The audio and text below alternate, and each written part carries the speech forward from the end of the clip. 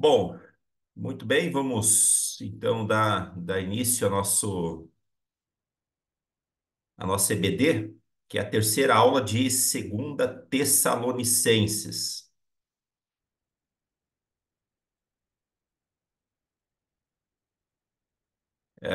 Nós vamos estudar hoje o capítulo 2, versos 4 até o 12. Vamos orar. Santo Deus e Pai, nós louvamos e agradecemos o teu santo nome. Obrigado por nos guiar, nos dirigir, nos abençoe. Trabalhe aquelas necessidades que o Senhor tem para trabalhar em nossas vidas. Nós somos profundamente gratos pelo tempo que o Senhor nos proporciona. É assim eu peço e agradeço em nome de Jesus. Amém. Amém. Tá. Ah, os versos 4. Eu vou ler a partir do verso 1 para contextualizar. Irmãos, quanto à vinda de nosso Senhor Jesus Cristo e a nossa reunião com Ele, rogamos a vocês que não se deixem abalar nem alarmar tão facilmente, quer por profecia, quer por palavra, quer por carta supostamente vinda de nós, como se o dia do Senhor já tivesse chegado. Não deixe que ninguém os engane de modo algum. Antes daquele dia virá a apostasia, então será revelado o homem do pecado, filho da perdição. Este se opõe e se exalta acima de tudo que se chama Deus, ou é objeto de adoração, chegando até a assentar-se no santuário de Deus, proclamando que ele mesmo é Deus. Não se lembre de que quando eu ainda estava com vocês, costumava lhes falar essas coisas? E agora vocês sabem o que o está detendo para que ele seja revelado no seu devido tempo. A verdade é que o mistério da iniquidade já está em ação, restando apenas que seja afastado aquele que agora o detém. Então será revelado o perverso, a quem o Senhor Jesus matará com o sopro da sua boca e destruirá pela manifestação da sua vinda. A vinda desse perverso é segundo a ação de Satanás, com todo o poder, com sinais e com maravilhas enganadoras. Ele fará uso de todas as formas de engano, da injustiça, para os que estão perecendo, porquanto rejeitaram o amor, a verdade que os poderia salvar. Por essa razão, Deus lhes envia um poder sedutor, a fim de que creiam na mentira e sejam condenados todos os que não creram na verdade, mas tiveram prazer na injustiça. Irmãos, é um texto apocalíptico, tá? É um texto apocalíptico. Não é um texto fácil. E eu não pretendo aqui trazer nenhum tipo de dogma, né? Ponto de afirmar vai ser desse jeito e não abrir espaço para outra percepção. O irmão Honda, está conseguindo ouvir agora? Não, ele não está. Eu acho que ele está no celular e vai ter dificuldade. Ah, o ponto pacífico de todos os teólogos é o seguinte, ou pelo menos dos que a gente respeita e tal, né? Cristo virá. Ele virá. Vai ter tribulação. Isso é um outro ponto pacífico, pelo menos de modo geral. Como será isso? As interpretações podem variar. Daí alguém pode dizer assim: ah, não, mas é que a Bíblia diz assim. É, a Bíblia diz assim, também diz de outro jeito. Eu vou usar, e eu já expressei isso um pouquinho ontem no nosso culto, que eu tenho um modo de interpretar o texto. Pode ser outro, pode ser que esteja enganado, tudo bem. Isso não é uma questão que tira alguém do privilégio de salvação, não é isso. Tá? Mas é importante a gente saber, conhecer o assunto, já que Paulo traz aqui. Tá? Não só Paulo, Pedro também traz, João também vai trazer, muito mais, né? pensando agora no livro de Apocalipse. Dito essas primeiras palavras, eu vou então apresentar aqui o nosso texto, né? Então é o seguinte, como dito na aula anterior, os dois grandes sinais que antecedem a vida de Cristo são a apostasia e o surgimento do anticristo. Tá? Então, se a gente gostaria assim de saber qual que é o grande sinal da vida de Cristo, vai ser um grande avivamento, de conversões, essa coisa toda? Não, não vai ser, tá? Não vai ser. Vai ser apostasia. O que que é essa apostasia? É você dar as costas para Deus de uma maneira deliberada e consciente. Eu não quero. É, A palavra diz que nos últimos tempos as pessoas sentiriam comichão nos ouvidos, né? E buscariam mestres segundo os desejos carnais, os próprios desejos carnais. E isso é um palco que vai se criando, né? E esse palco está sendo criado, e todo o figurino, toda a mobília, ela está ali, o roteiro está criado, né? Para, enfim, esse surgimento do anticristo de uma vez por todas.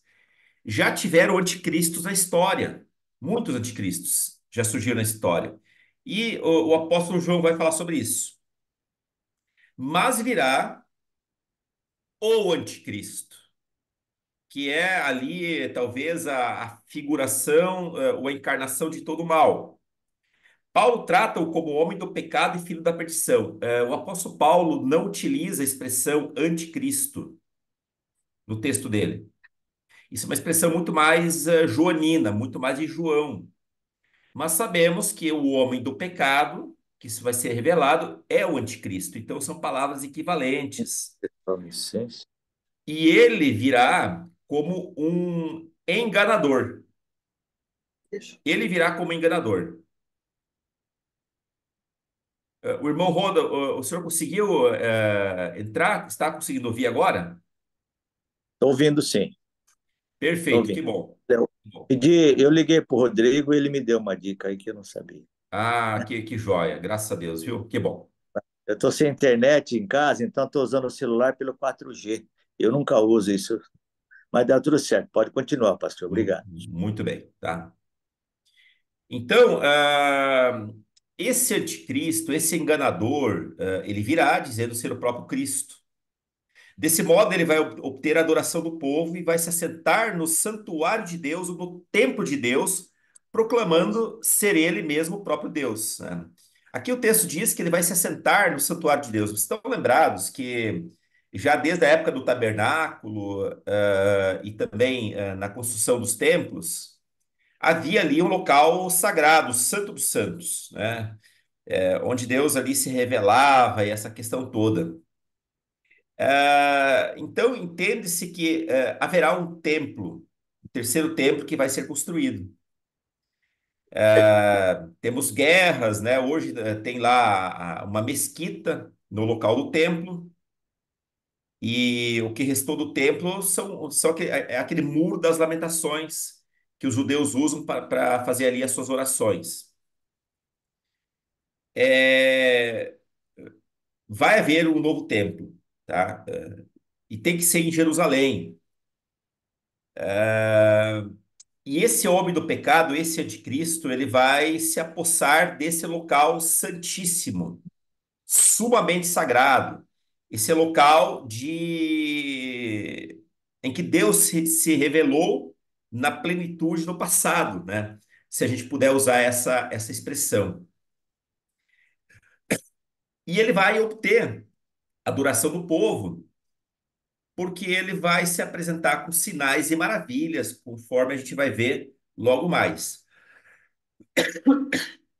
Então, todos os demais templos, né, ao redor do mundo, são apenas sinais da busca de Deus. Não é templo de fato. é local de culto, é um salão de culto. De um modo estrito, quando se fala de templo, aquele templo, né, de Jerusalém, que foi destruído e que a gente entende que um dia vai ser reconstruído. Então, o Santo dos Santos desse templo é um lugar que Deus reservou para si, a fim de expressar sua residência especial na terra. É nesse lugar que o anticristo irá se sentar. E nesse lugar proclamará ser o próprio Deus. Interessante que os comentaristas colocam isso como um ato que vai ser solene, transmitindo para o mundo todo. Você imagina um mundo confuso, um mundo que vai se degradando, né? Que vai perdendo seus limites, as suas bases, as suas fronteiras, né?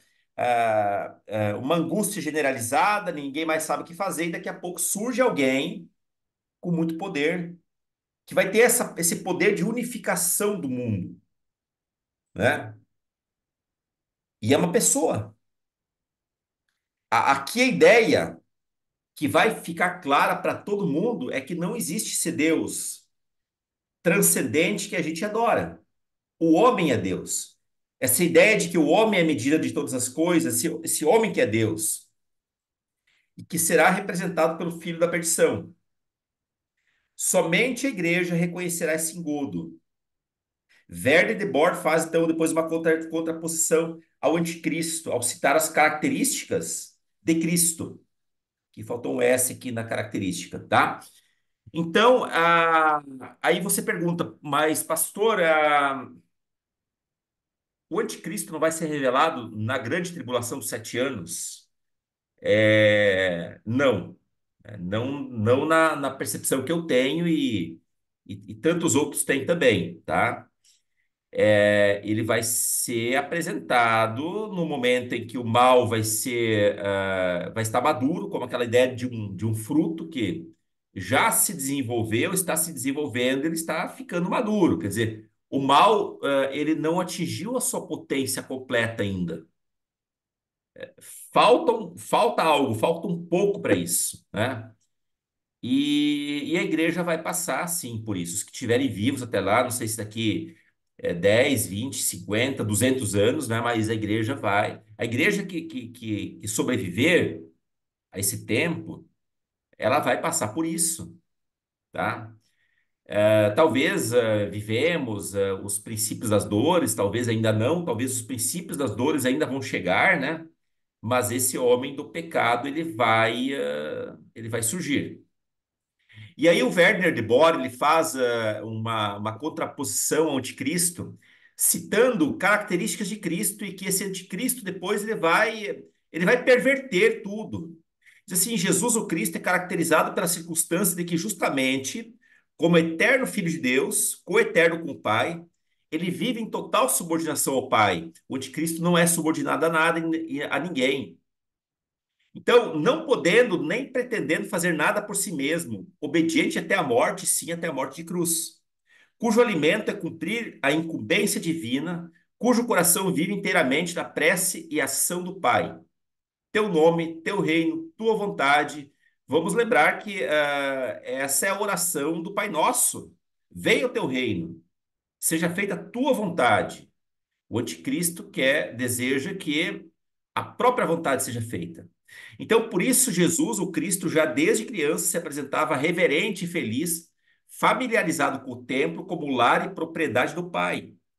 É Jesus, o Cristo, que serve, que não busca nada para si mesmo, que entrega integralmente a vida e a honra, que ocupa na cruz o lugar mais baixo da pobreza e vergonha extremas. Porém, o anticristo representa o mais pleno e desenfreado contraste em tudo. Aqui falamos que Jesus ele foi desonrado, ele ocupou a cruz, o lugar mais baixo da pobreza e vergonha extremas. O anticristo vai ocupar o topo desse mundo, tá? Ele não vai ser envergonhado nesse primeiro momento, ainda que há a promessa que ele vai ser destruído, tá? O Senhor Jesus vai destruí-lo em algum momento. Mas ele não vai ocupar esse local de pobreza, de vergonha. e tampouco de submissão. Aliás, ele vai exigir submissão dos povos. Então, o anticristo representa o mais pleno e desenfreado contraste em tudo. Por isso, a igreja possui um padrão claro e seguro para reconhecer em qualquer lugar o surgimento do fenômeno cristão e anticristão.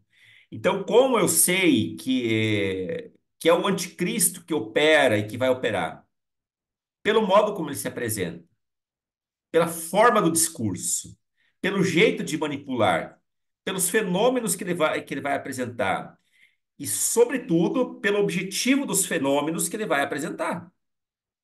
Porque qual que era a intenção dos milagres de Cristo? Era basicamente, então, glorificar Deus e trazer o homem, o ser humano, ao arrependimento. A intenção do anticristo é diferente, é conquistar adoradores para a sua própria mentira. O Hernando Dias Lopes, ele vai relacionar três aspectos do anticristo aqui. Bom, é uma pessoa e não um sistema, um grupo de homens. Chegou um tempo em que eu pensava assim, não, o anticristo pode ser um sistema, mas não. O sistema é algo engendrado pela engenharia humana, pela engenharia da informação, pelas engenharias das mídias de uma maneira geral, tá? São sistemas que a gente tem no mundo. Sistema financeiro, mercado financeiro, telecomunicação, são sistemas, são grandes sistemas. Ah, Só que isso precisa de um governo centralizado. Isso não é uma máquina, não é uma inteligência artificial. Ainda que essa pessoa vai se utilizar de todo esse esquema de inteligência artificial, de recursos de mídia, de governo, de questões financeiras, né, do sistema financeiro para enganar, tá? Então, ele é o homem da iniquidade, o homem sem lei. A palavra que aparece no grego aqui é anomia, de anomos. Nomos é lei, lei. Esse é o significado. E a anomia, esse prefixo a, ele indica ausência de lei. Então, o homem da anomia, o homem da iniquidade é o homem sem lei, como uma palavra moral, né? Moral, que define ali um sistema de preceitos, de regras, aquilo que a gente é, de acordo com o que a sociedade espera, né? Então, a gente vive uma vida moral. O indivíduo imoral é aquele que pratica moral em algumas circunstâncias, mas em alguns momentos ele perverte essa moral, então ele é um imoral.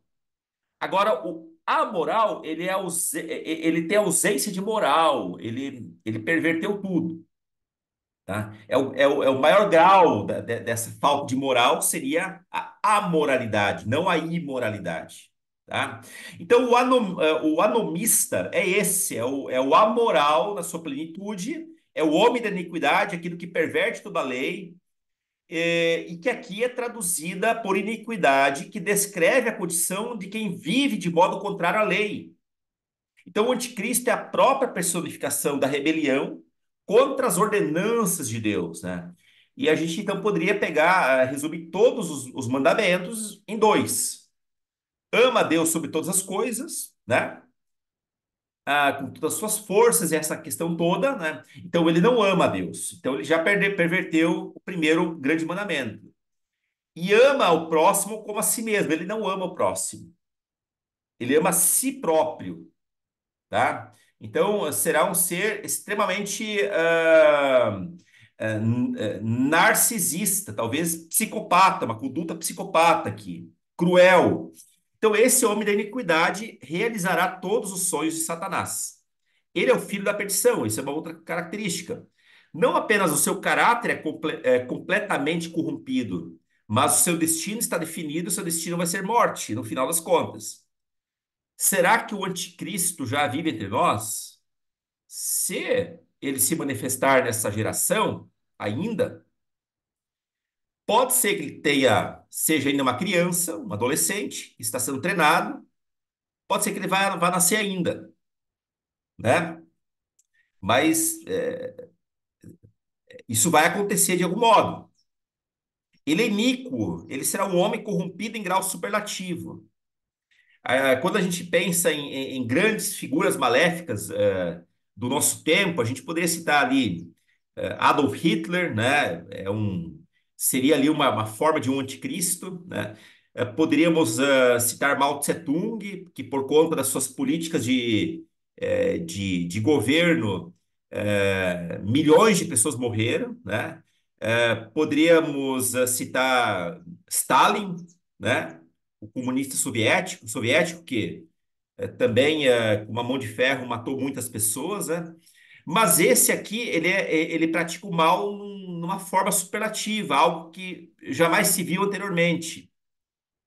Alguns outros aspectos baseados no verso 4 que são relacionados ao anticristo, são os seguintes: o anticristo se oporá abertamente a Deus e perseguirá a igreja de modo implacável. Sim, então a igreja vai continuar aqui, continuar aqui. A igreja desse tempo será uma igreja de mártires.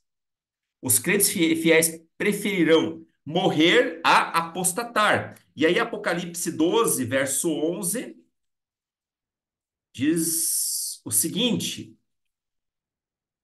ah, eles o venceram pelo sangue do Cordeiro e pela palavra do testemunho que deram diante da morte. Não amaram a própria vida. Portanto, celebrem-no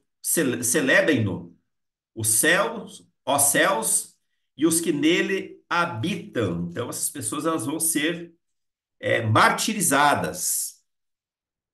Ele será objeto de adoração em toda a terra. O mundo já ensaia essa adoração ao anticristo. E de que maneira? Ah, as seitas esotéricas crescem cada vez mais. E, essa ideia de talvez de um culto, não um culto centrado em Deus, mas um culto centrado no homem, né? Ah, o culto à personalidade, isso não é nada racional, tá? Não é nada racional. Ele é muito, ele tem muito um viés de emoção aqui, tá?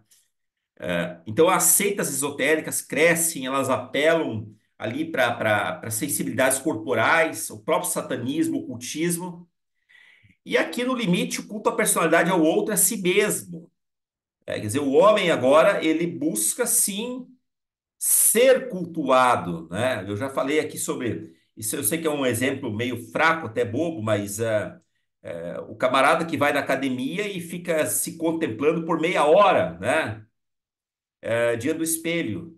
Não há nada mais ridículo do que isso, mas é uma forma de expressar culto ao corpo. Um corpo que se degrada, um corpo que adoece, um corpo que vai morrendo aos poucos, tá?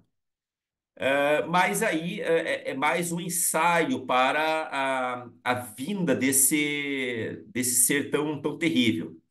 Os versos 5 e 6 diz o seguinte: não se lembre de que quando eu ainda estava com vocês, costumava lhes falar essas coisas?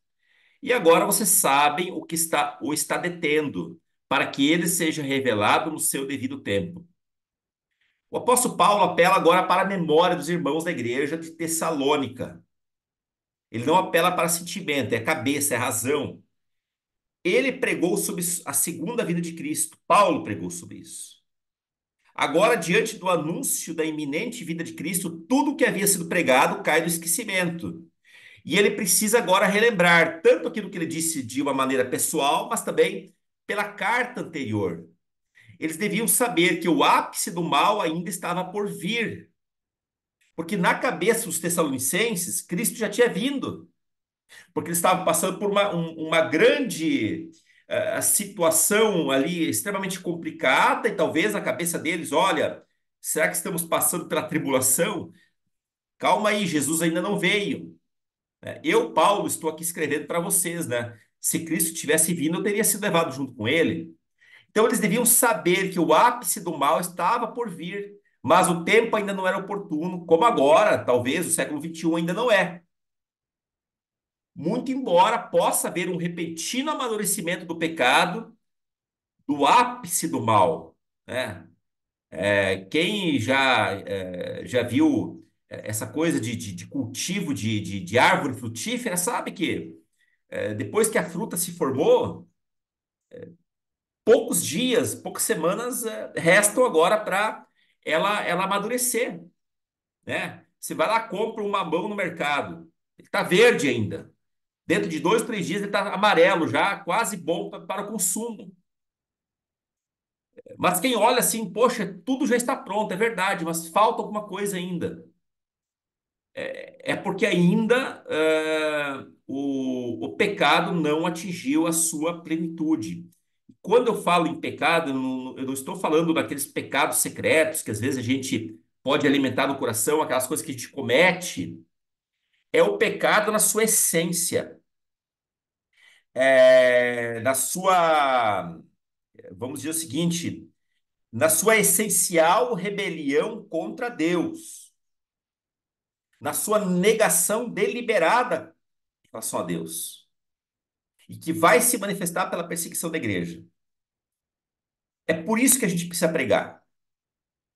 É porque a gente esquece as coisas facilmente. Então, todo sábado, todo domingo, né, a gente precisa estar levantando esse assunto, porque nossa memória, infelizmente, ela é fraca e a gente acaba se deixando levar muito facilmente por situações ardilosas. A verdade é que o Ministério da Iniquidade já está em ação, restando apenas que seja afastado aquele que agora o detém.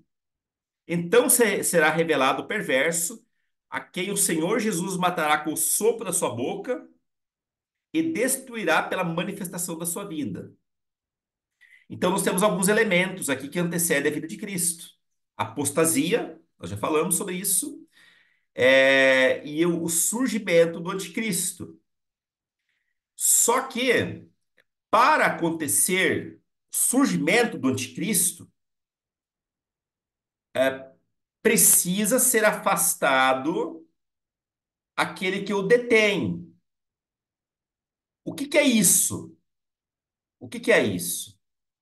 Nós vamos ver algumas interpretações possíveis aqui, tá? O ministério da iniquidade está em ação. É verdade, ele começou com a entrada do pecado no mundo, ele vem se avolumando. Muitos anticristos surgiram pelo mundo. Isso, o apóstolo João já vai falar em sua carta. Mas eles não foram o cumprimento ainda. Apenas o ensaio. Ah, vai ser o Papa que vai ser o anticristo. Não, talvez um deles, né? Pode ser. Mas deveria ser alguém do povo judeu. Se o Cristo foi judeu, né, o anticristo deveria então ser judeu, porque é alguém que vai ter acesso ao templo, é alguém que conhece enquanto pessoa. Por outro lado, foram etapas no ministério da iniquidade sendo cumpridas até a revelação do anticristo, o homem do pecado, aquele que trará o mal em toda a sua plenitude. Mas como interpretar a expressão aquele que o detém? Existe algo que detém o anticristo para que o mal não seja revelado em sua plenitude. Mas a guerra da Rússia e da Ucrânia não é a plenitude do mal, não. Ainda não é. Não foi nem na Primeira Guerra Mundial, nem na Segunda, nem nas guerras napoleônicas. Não foi. E a guerra de Israel contra Hamas também não é plenitude. Porque para acontecer a plenitude do mal, existe alguma coisa que detém essa plenitude do mal de acontecer.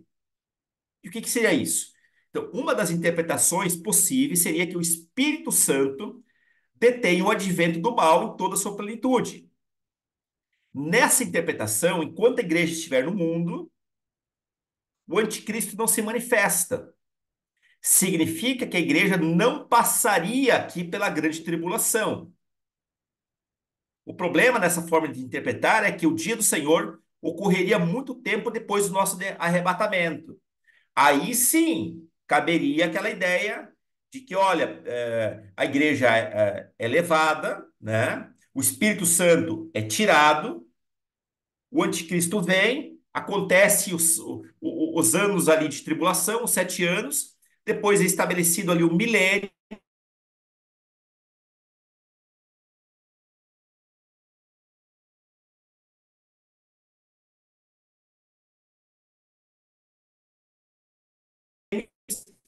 próxima lá na frente, tá? Essa seria uma visão pré-milenista da questão.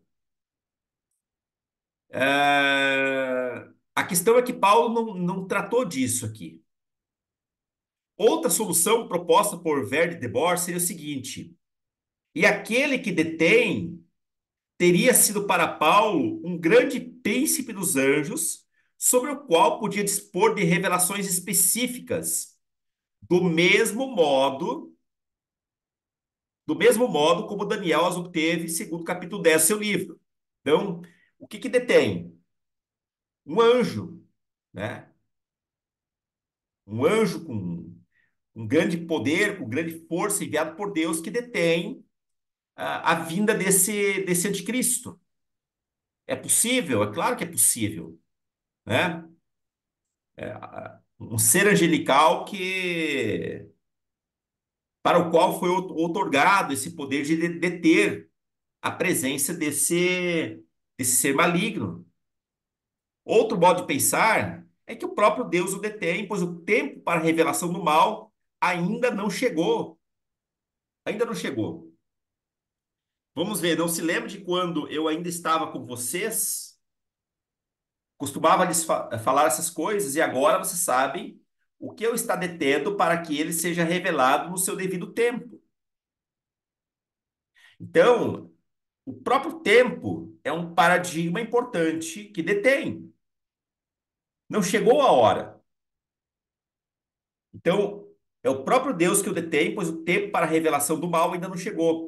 O Warren Wiersbe, que é um comentarista já bastante citado, diz que assim como houve a plenitude dos tempos para a primeira vinda de Cristo, haverá plenitude dos tempos para a revelação do anticristo. O que que é aquela plenitude dos tempos no passado? Jesus veio num tempo aparentemente em paz, com as fronteiras romanas definidas, com a língua grega sendo a grande língua oficial daquele tempo, seria o inglês da época, né? A cultura grega sendo quase que uma cultura universalizada dentro das fronteiras romanas. Então, houve essa plenitude dos tempos. Havia estradas importantes ali que ligava ali os locais ali mais distantes a Roma. Tinha ali então uma forte malha rodoviária na época. Havia paz. Então haverá uma plenitude dos tempos. Ou seja, todo um esquema organizado, aparentemente perfeito, né? Se podemos dizer assim, que propiciará a vinda desse anticristo. Mas é um tempo pleno, né? Então esse tempo poderia deter, né? Porque ainda isso não está maduro. A mãe que está grávida, ela vai sentindo a evolução da sua gestação, ela vai sentindo as dores do parto, até que repetidamente tudo acontece. Isso vai se dar com a manifestação do anticristo, mas também com a vinda de Cristo, quando ele vai arrebatar a sua igreja, e nesse tempo será feito o grande juízo do trono branco, ok? Então, o palco está sendo armado, Deus detém a chave do tempo. Independentemente da interpretação aqui, pode ser que os pré-tribulacionistas estão corretos, pode ser, né? A gente não pode ser muito dogmático nessas questões, porque a Bíblia também fala em questões de metade do tempo, de 3 anos e meio, também fala, né? Ainda que, para mim, os argumentos teológicos são um pouquinho fracos, né? Mas pode ser que seja assim, se for. Tudo bem, né? Tudo bem, Deus vai dar força para, enfim, suportarmos essas questões. E se for assim, a igreja também não vai estar aqui. Mas eu creio que haverá uma tribulação com a manifestação do anticristo, e a igreja sim passará pela grande tribulação. E então Jesus, em algum momento, vai vir para pôr fim a tudo isso. O palco está sendo armado. Deus detém a chave do tempo. Independentemente da interpretação, Deus põe o freio para que o mal não avance. Olha só, Deus põe o freio para que o mal não avance. A questão não é, isso aí um filósofo disse certa vez, a questão não é o mal existir no mundo. O que mais me admira é que não está pior do que estava, do que devia estar pela condição humana. Mas por que não está pior? Porque existe Deus, ele põe freio nisso. Hernandes Dias Lopes diz: quando a estrutura básica da justiça desaparece, quando os juízos falsos e as confissões fraudulentas se transformam na ordem do dia, então o cenário se acha preparado para a revelação do homem da iniquidade. Nunca as coisas na história foram tão pervertidas como agora, né? Um desejo descarado de fazer com que o tipo de família tradicional criada por Deus seja destruída. E esse pessoal progressista não tem medo nenhum, vergonha nenhuma de falar que a intenção deles é destruir, sim, a família. Eu assisti um vídeo essa semana de um congresso sobre isso, né? E a pessoa ali falando claramente, nós nunca tivemos isso na história. Então, quando você tem uma família desregrada, uma família disfuncional, uma família pervertida, quando você tem leis que não são cumpridas, quando os juízes são falsos, quando a justiça não se presta mais a fazer justiça, então você tem o palco armado para a revelação da iniquidade extrema. A vida desse perverso é segundo a ação de Satanás, com todo o poder, com sinais e com maravilhas enganadoras. E ele fará uso de todas as formas de engano da injustiça para os que estão perecendo, porquanto rejeitaram o amor à verdade que os poderia salvar. Quer dizer, essas pessoas poderiam ter sido salvas se elas aceitassem a verdade, mas elas rejeitaram, porque elas se dobraram a um tipo de sedução maravilhosa do engano.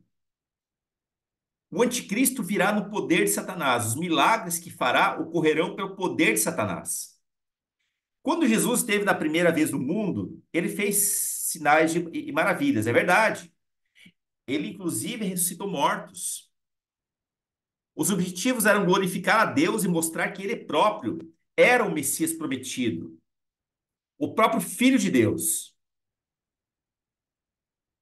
Quando Moisés, que é uma figura de Cristo do Antigo Testamento, foi libertar o povo, ele fez sinais e maravilhas.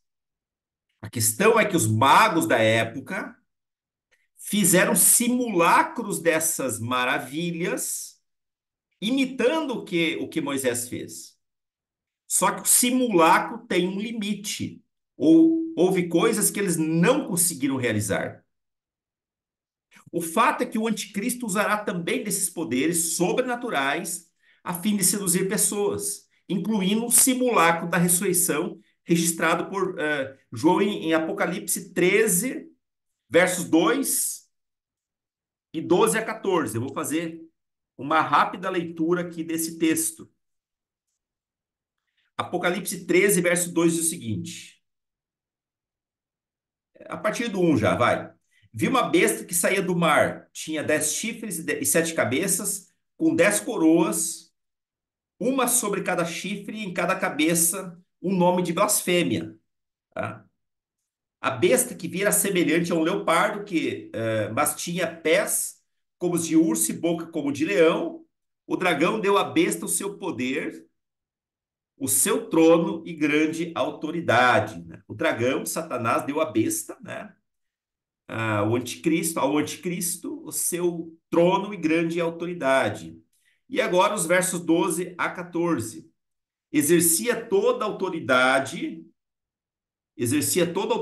da primeira besta, em nome dela, e fazia a terra e seus habitantes adorarem a primeira besta, cujo ferimento mortal havia sido curado.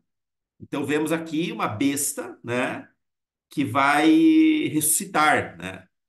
Um homem, né? Alguém que tem um grande poder e realizava grandes sinais, chegando a fazer descer fogo do céu à terra à vista dos homens, por causa dos sinais que ele foi permitido realizar em nome da primeira besta. Ela enganou os habitantes da terra. Ordenou-lhes que fizessem uma imagem em honra à besta, que fora ferida pela espada e contudo revivera. Vamos lembrar que Jesus ele foi golpeado no seu lado e apenas água saiu dali, né? E também obrigou todos, pequenos e grandes, ricos e pobres, livres e escravos, a receberem certa marca na mão direita ou na testa, para que ninguém pudesse comprar nem vender, a não ser quem tivesse o nome da besta, o número do seu nome. Tá? Então, aqui era inimaginável pensar o que era isso na época. Hoje, no século XXI, com a Starlink, inclusive, já fazendo testes de implante de chip no cérebro das pessoas, né? E é claro, ainda não tem uma conotação religiosa, ou coisa desse tipo. Existe uma razão para isso agora, né? Mas você tem aí, você tem o cartão de crédito, você tem, nada impede aí. Eu acho que até já existe essa questão, talvez, de um chip sendo colocado, né? Isso é uma coisa que talvez alguém possa ter alguma informação sobre isso. Eu já vi alguma coisa, mas eu não sei se é verdade, então também não vale a pena falar sobre isso agora. Mas se alguém tiver alguma informação, pode trazer também sobre isso. Mas é alguém que vai simular uma ressurreição, porque Cristo foi ressurreto. E essa ressurreição vai ser o grande sinal que vai enganar muitos, inclusive vai enganar muita gente que está aí na igreja, né? Que coisa terrível. Não será difícil enganar as pessoas uma vez que elas estão atrás de milagres, né? E a gente vê hoje pessoas falando a todo momento de milagre, de milagre. Nossa, Jesus, Deus entrou com milagre, né? E essa questão do milagre, ela está tão deturpada no nosso tempo que em algum momento a gente não sabe mais aquilo que é milagre, o que é de ordem natural.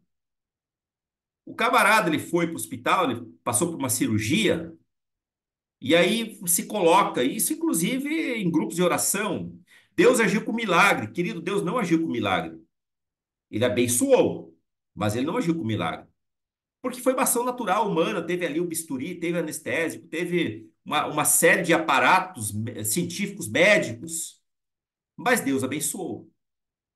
Eu volto a dizer, coisa que já falei 1 milhão de vezes, olha, o milagre ocorre quando humanamente não existe nenhuma solução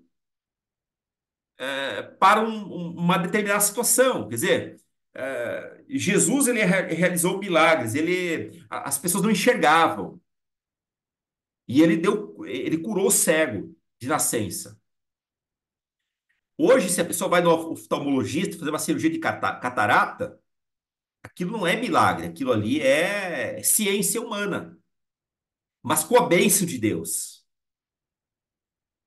Mas nós somos tão fascinados por uma questão de milagre que essa fascinação também acaba compondo um cenário para que a igreja acaba, em algum momento, reconhecendo o anticristo como sendo o próprio Cristo.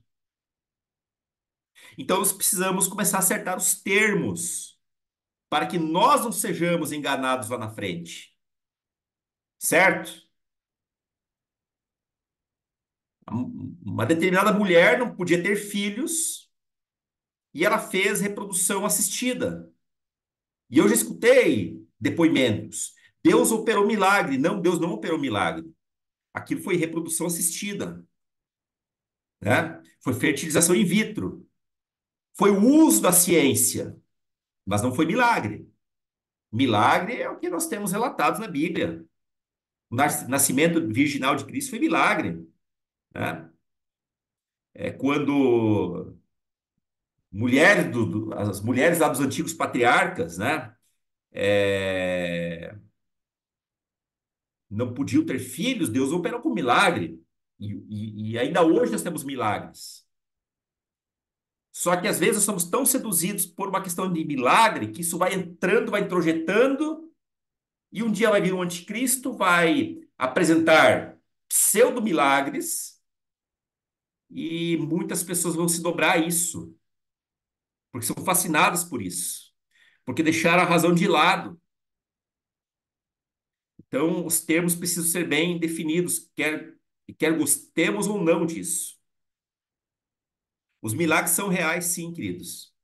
Mas Deus atua dentro dos limites que ele mesmo colocou, que é a glorificação dele próprio.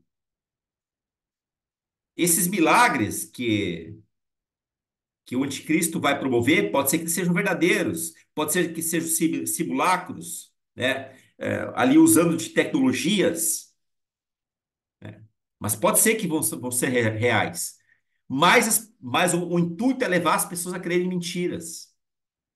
O reino que foi ofertado por Satanás, mas rejeitado por Cristo, será aceito pelo anticristo. Vamos lembrar que Jesus esteve numa situação de fragilidade física, após 40 dias de jejum, e Satanás se apresentou oferecendo os reinos desse mundo. E ele rejeitou, ele não se dobrou. Mas esse reino vai ser aceito pelo anticristo.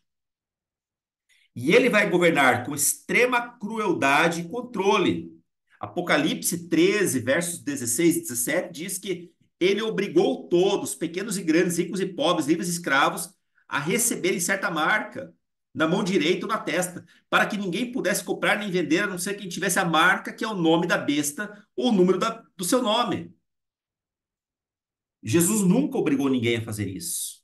Mas o anticristo vai obrigar. E as pessoas vão fazer, né? Grande parte, claro, que a igreja real, que são os salvos, de fato, esses vão reconhecer a mentira e não vão cair no engodo e, portanto, vão ser perseguidas.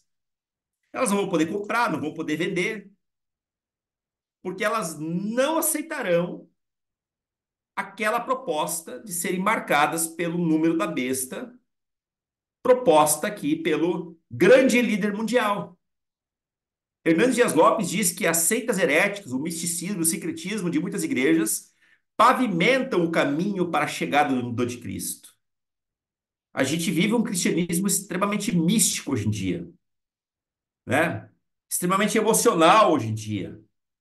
E isso, de alguma maneira, vai pavimentando os caminhos para o anticristo. Não que a emoção não deva estar presente, nós somos seres integrais, é verdade. Mas a razão, o estudo, o conhecimento da palavra também precisa estar presente. Então, por essa razão, Deus lhe envia um poder sedutor a fim de que creiam na mentira e sejam condenados todos os que não creram na verdade, mas tiveram prazer na injustiça. Deus envia um poder sedutor a fim de que creiam na mentira. Essas pessoas já vão crer na mentira, mas Deus vai enviar um poder sedutor como julgamento a essas pessoas, a fim de que creiam mais na justiça.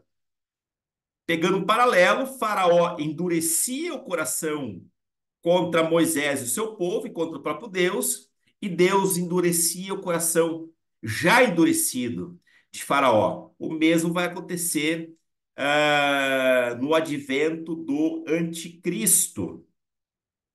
Hernandes Dias Lopes cita 5 características dos seguidores do anticristo.